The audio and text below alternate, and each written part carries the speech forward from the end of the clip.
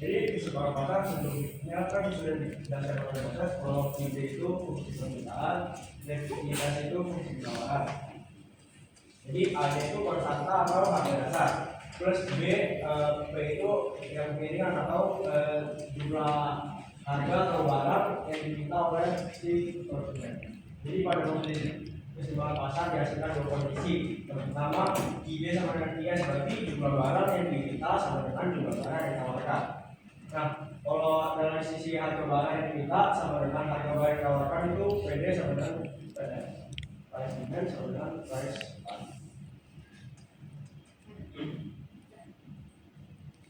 Jadi ini kita bisa soal dengan informasi sebelumnya di mana kan ide sama dengan IS. Ini keseimbangan pasar. Nah, ide ini di sini 40, ini 2P. Sama dengan IS-nya itu 10 tambah 2P. Jadi kita di sini bisa bicara luas mana yang bisa diklasifikasikan sebagai price dan kuantitas. Jadi di sini kita bisa pindah luas yaitu semuanya pindah luas ke kiri jadinya plus 40 tambah 10 min 2P kita pindah luas ke sini jadi 2P ditambah 2P. Jadi 50 sama dengan 4. Nah, kita lagi nih 50 bagi 4 sama dengan P, price-nya. Price-nya berapa jadinya? Price-nya itu jadinya 12,5. Kan kita baru nemu price-nya, belum nemu dari kuantitasnya. Nah, mau cari kuantitas kita ambil dari salah satu ini, ID atau IS. Misalkan kita mau ambil dari ID. ID sama dengan 40 min 2P dengan 40. Karena kita P udah ketemu jadi 2 kita kalikan dengan 12,5. Kalau 40 dikurang 25 sama dengan 15. Nah, kan kalau di ekonomi atau matematika berarti X sama Y dulu kan. Nah, berarti X dulu baru Y. Nah, kalau di ekonomi kita Y dulu baru P. Nah, Y-nya di sini berapa? Y-nya di sini 15. 15 P-nya berapa? 12,5. Berarti ketika kuantitasnya 15, maka harga yang ditawar ketika penawaran 15, maka harga yang ditawarnya 12,5. Di sini ada harga keseimbangan.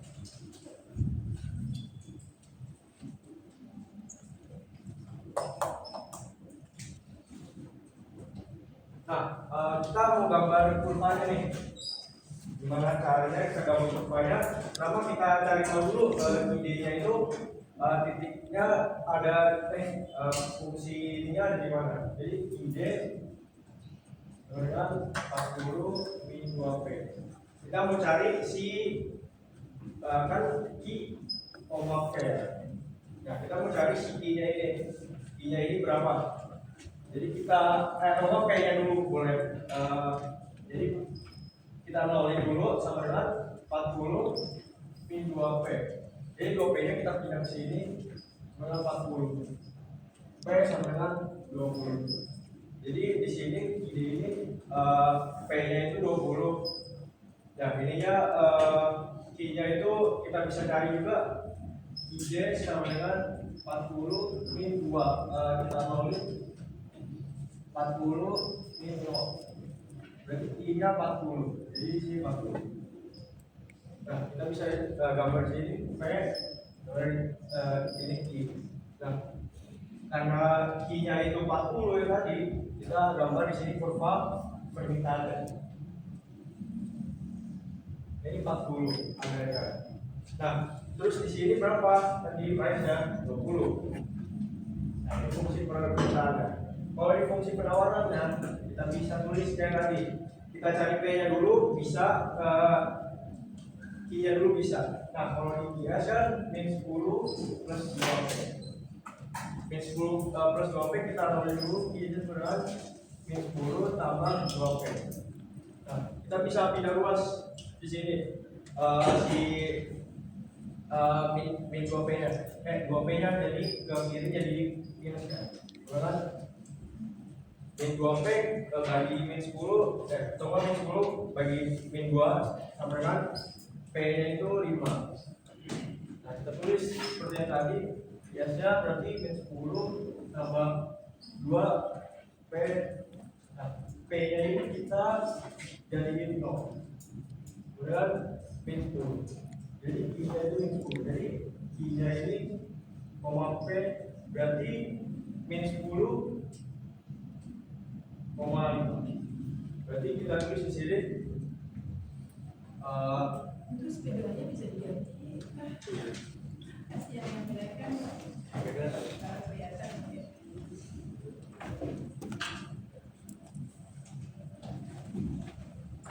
Nah, sini berarti kan ini X-nya X sepertinya min 10. Nah, terus di sini ada 5. Price-nya ada 5 tadi. Yang kita cari tadi yang itu berarti fungsi perbedaan kayak gitu. Nah, di titik sini, di titik keseimbangan sini terdapat data kita hitung equilibrium ini.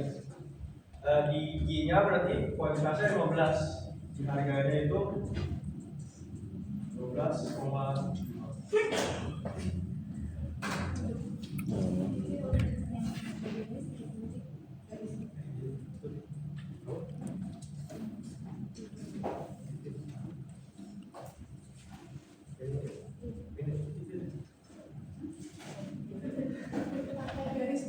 Bagi garis lurus saja.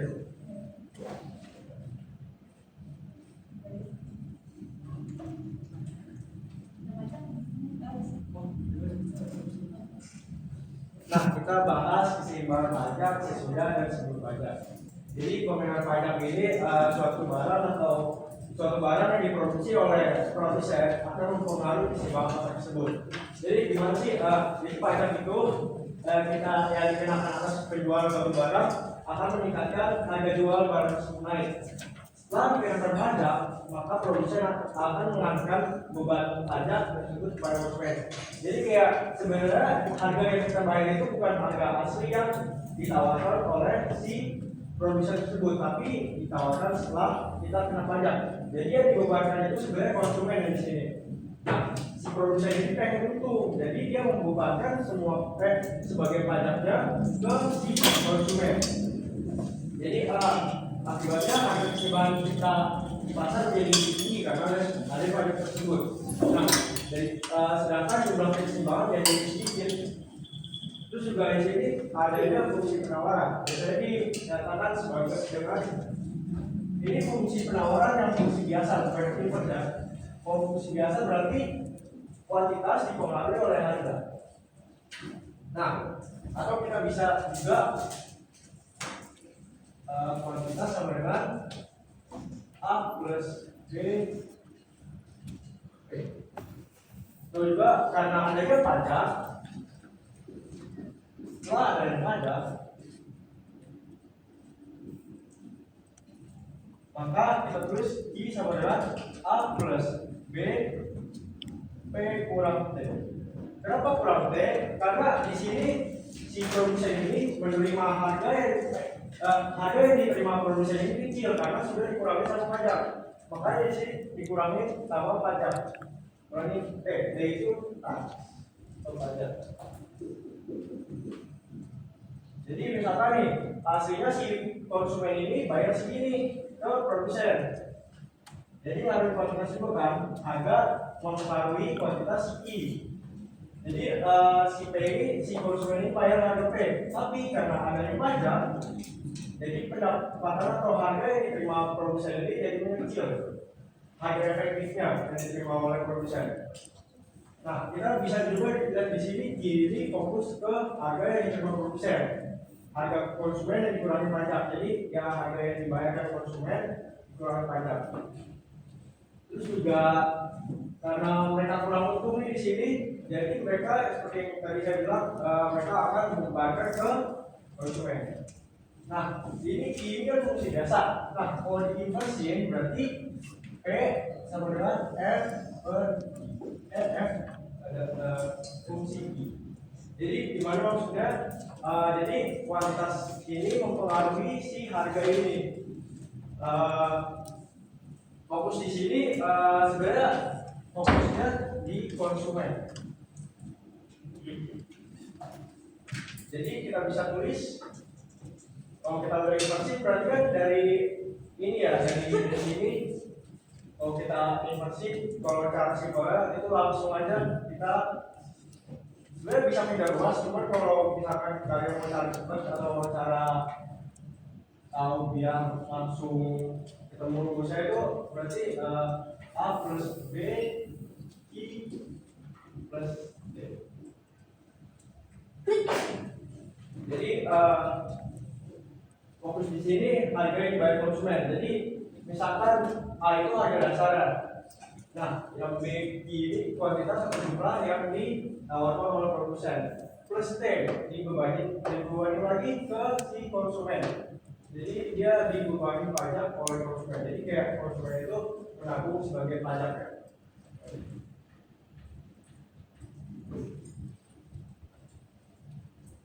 Oke, jadi di kurva ini kita biasanya tadi kurva penawarannya karena harganya naik, jadi si konsumen ini permintaannya bakal turun. Kita bisa lihat di sini sebelumnya harganya di keseimbangannya di sini ya. Sebelumnya nggak naik nih harganya biasa aja. Dan juga kuantitasnya yang diminta juga ya tinggi lah atau sama. Nah, habis itu karena adanya pajak, jadi kan harganya naik kan. Nah, ketika harga naik, jadi permintaan si konsumen itu turun, jadi adanya titik keseimbangan baru.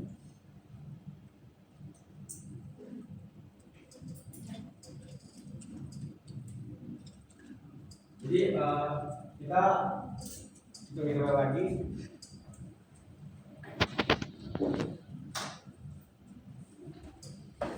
Ini udah belum? Udah. Ini udah belum? Udah.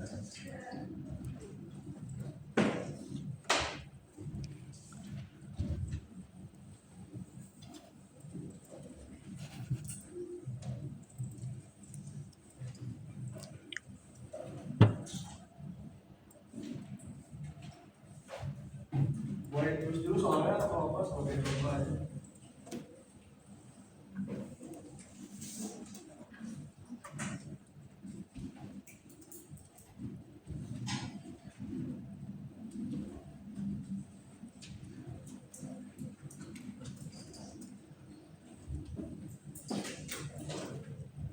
Jadi kita bakal step by step guys.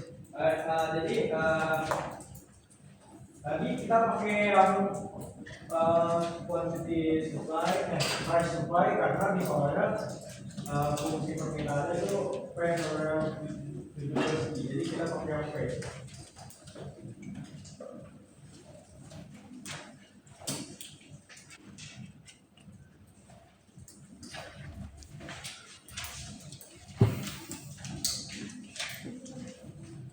Jadi kita bisa tulis soalnya fungsi permintaannya berarti P sama dengan kita tulis dulu fungsi permintaannya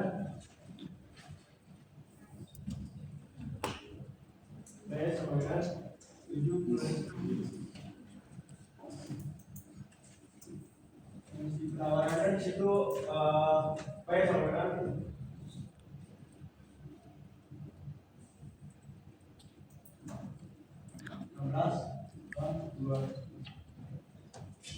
pajak di situ dikalikan 3 per unit.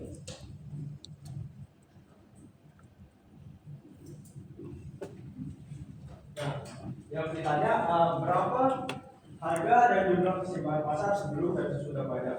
Ya itu yang sebelum dulu. Kita bisa ini fungsi penawaran berarti ID sama dengan PS.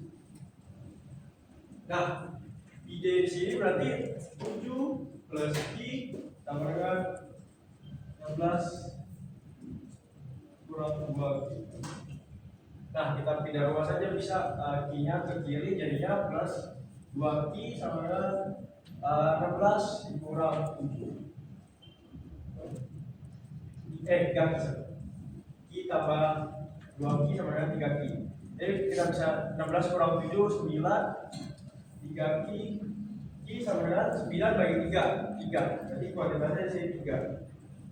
Maka kita masukin Q-nya di salah satu fungsi. Kita pindahkan di 7 plus Q aja. Nah, karena Q-nya di sini 3, jadi 7 tambah 3, 10. Jadi ini sebelum pajak.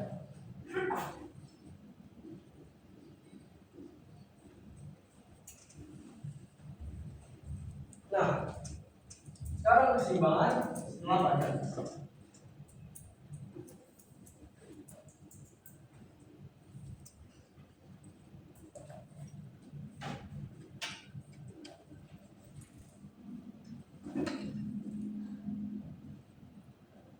Karena si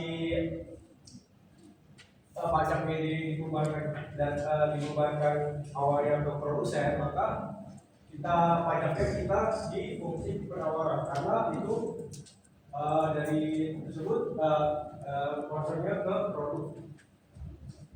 produk ya tersebut dikenakan pajak. Jadi PJ sama dengan PS plus T.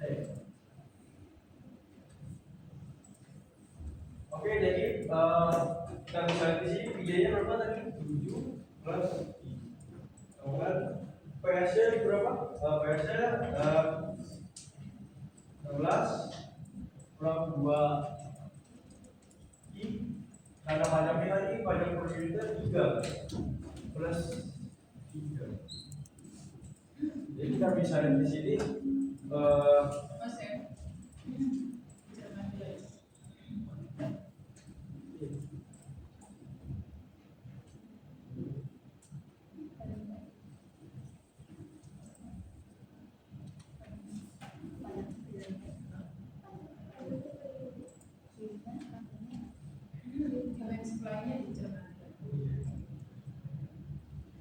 jadi oh iya salah. PJ sama dengan PS. Kan PS-nya awalnya 16, biasanya fungsi penawaran 16 kurang 20. Karena ada yang pajak, ada yang permintaan, mana yang penawaran? Penawaran yang ini. Fungsi penawaran P sama dengan 13 kurang 2Q.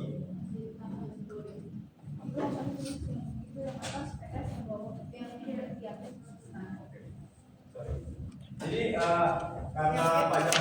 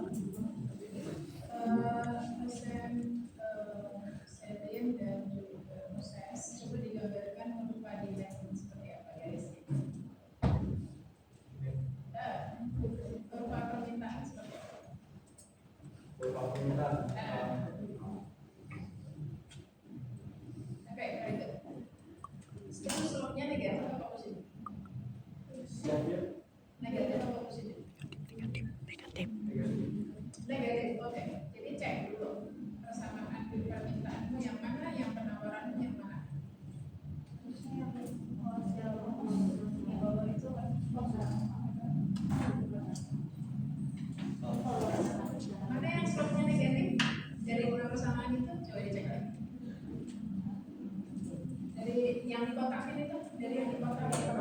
Nah, mana yang permintaan, mana yang penawaran? permintaan. Nah, jadi iya. Nah, apa namanya?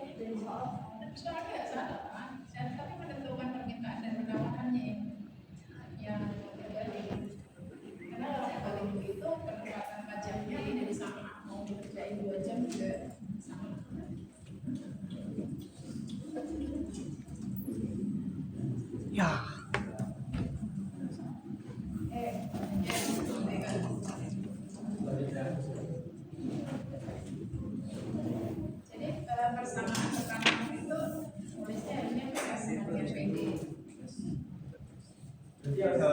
benar, jadi benar. Cuman penulisannya adalah PS sama dengan PB.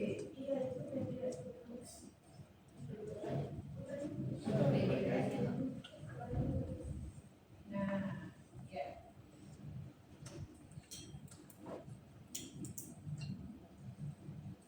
Iya. Kemudian pertimbangan makan sebelum pajaknya kan kayaknya itu pengaliannya dia 3, kita setelah pajak kita ngomongin PS itu berarti 15 I.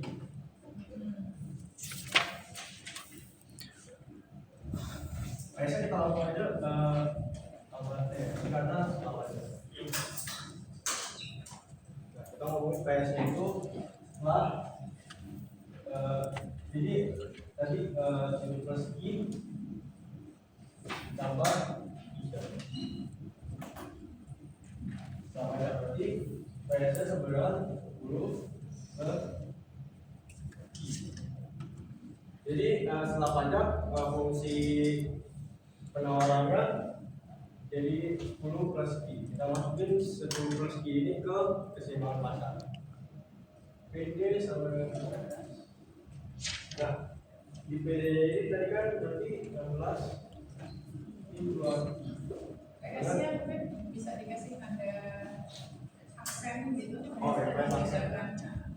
Nah, berarti PS aksen. Oke, jadi PS aksennya 10 tambah. Jadi ini gimana? Jadi kita pindah ruas saja langsung kan. Jadi kita bisa pindah ruas si I-nya ke kanan, kuantitasnya kecil. 16 10 I tambah 2 I berarti langsung aja berat 3 I. Nah,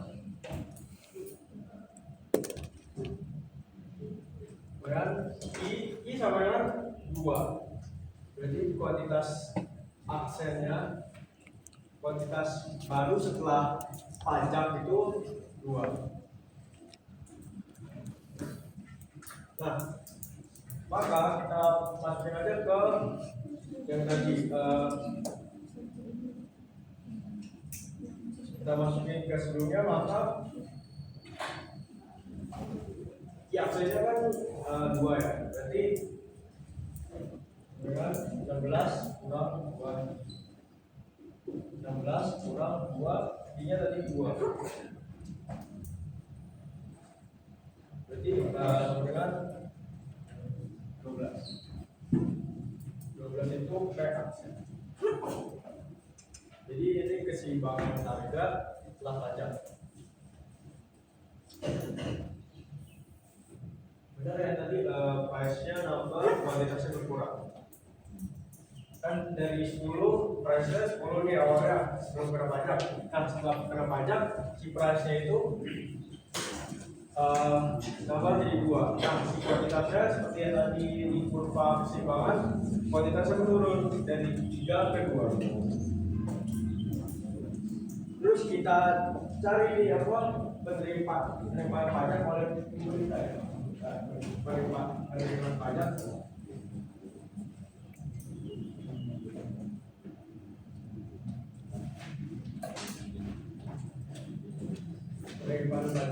oleh pemerintah.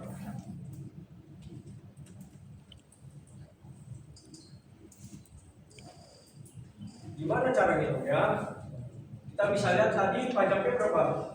3. Nah, besaran pajak ini kita kalikan dengan kuantitas aksen atau kuantitas harga keseimbangan setelah pajak. Jadi kita bisa tulis T besar, kemudian T kecilnya itu dari pajak periode tadi, berarti 3 dikali I aksen. I aksennya 2 karena kuantitas yang baru. Jadi pajaknya ada 3 kali 2 berarti 6. Jadi besaran pajak yang diterima pemerintah adalah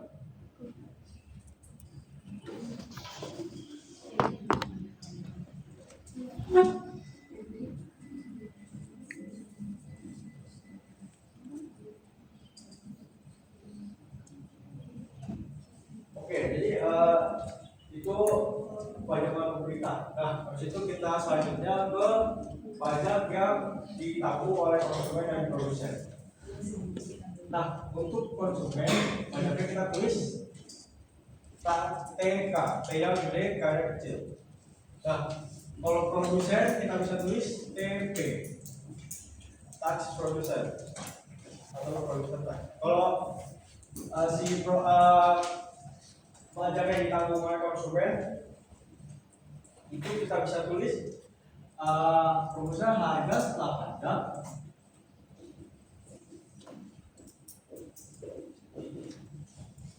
dikurangi harga sebelum pajak.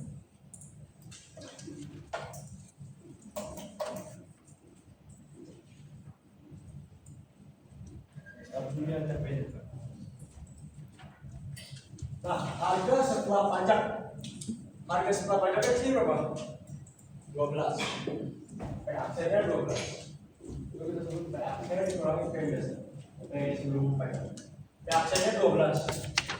Nah, P price biasa sebelum pajaknya itu 10. Jadi 2. Jadi besaran pajak yang ditanggung konsumen sebesar ya 2 per unit. Terus habis itu TP, besaran pajak yang ditanggung oleh produsen. Jadi TPID kita bisa tulis besarnya pajak atau T gede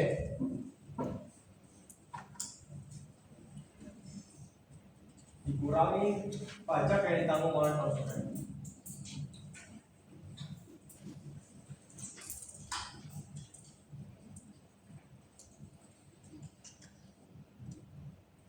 Jadi kita bisa lihat di situ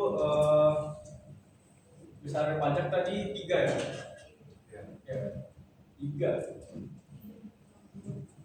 dikurang pajak yang ditanggung konsumen 2. Dengan 1. Jadi besar pajak yang ditanggung produsen itu 1. Oke, jadi itu aja buat kesimpulan tentang pajak.